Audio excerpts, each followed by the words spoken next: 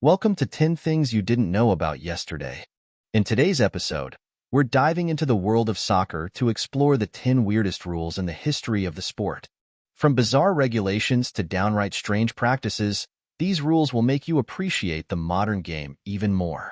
Soccer has evolved tremendously over the years, but not without some peculiar rules along the way. Let's kick off with our first weird rule. Number 10. The two-handed throw-in. Unlike today's throw-in, which must be done with both hands over the head, early versions of the game allowed players to use two hands to throw the ball any way they liked, including underhanded throws. This rule was part of the early forms of soccer before standardization. The modern over-the-head throw-in was established in 1882 to ensure a fair and predictable game. The change helped standardize the game and reduce disputes, making the flow of the game smoother and more predictable. Number 9. The goalkeeper's three-step rule. Until the early 20th century, goalkeepers were restricted to taking only 3 steps before they had to release the ball or bounce it on the ground. This rule was intended to limit the goalkeeper's control over the game and prevent time wasting. However, it often led to awkward play and unintended consequences. In 1931, this rule was replaced by the 6-second rule, allowing goalkeepers more freedom but still aiming to prevent time wasting. Number 8. The goal nets rule. Believe it or not, goal nets weren't always a part of the game. Before nets, there were frequent disputes over whether the ball had actually entered the goal, leading to heated arguments and even fights. The introduction of goal nets in the late 19th century by Liverpool engineer John Alexander Brodie helped resolve these disputes, providing clear evidence that the ball had crossed the line and significantly reducing on-field arguments. Goal nets became mandatory in 1891, ensuring fair play and reducing controversy over scoring.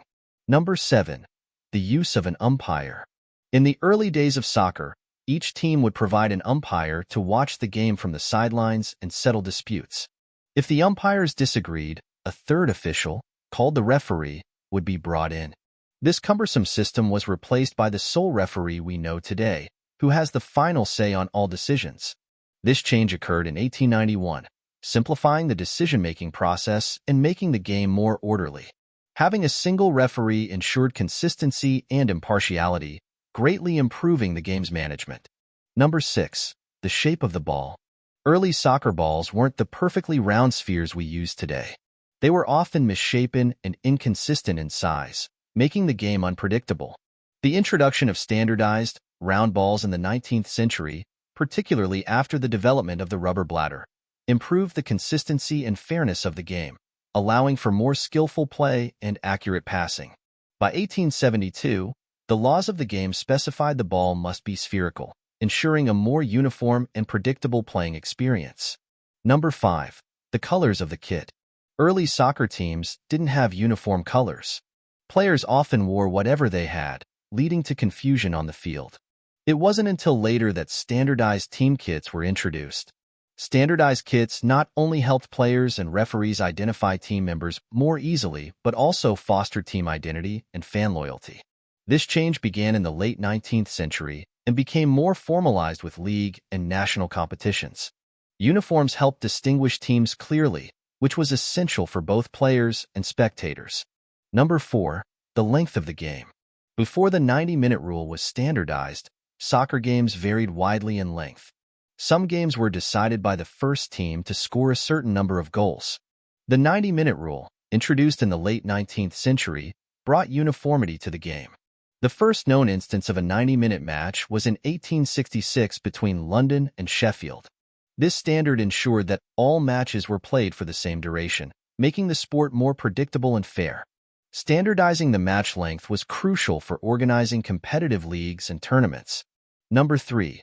The original penalty kick rule. When penalty kicks were first introduced in 1891, they could be taken from anywhere along a 12-yard line parallel to the goal line, not from a fixed spot.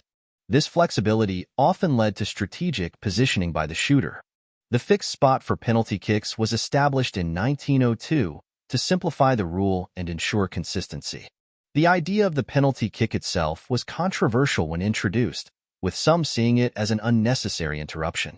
The fixed penalty spot made the rule simpler and more fair, reducing strategic manipulations.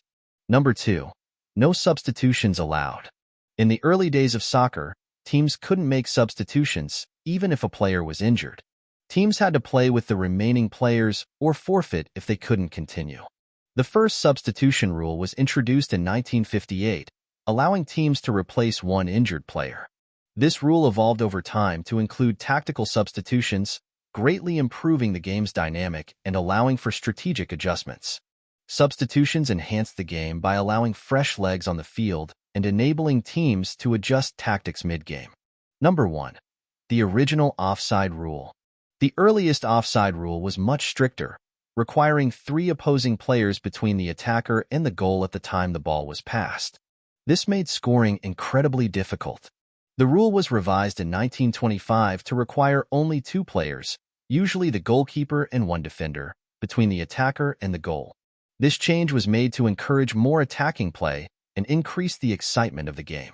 The modern offside rule helped make soccer a more attacking and entertaining sport, with more goals and dynamic play.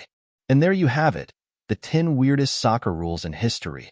These quirky regulations shape the game we know and love today, and their evolution reflects the dynamic nature of the sport. If you enjoyed this episode, please give it a thumbs up, share it with your friends, and leave a comment below with your thoughts. Don't forget to subscribe to 10 Things You Didn't Know About Yesterday for more fascinating historical insights. Hit the notification bell so you never miss an episode. Thanks for watching, and see you next time as we uncover more hidden stories from the past.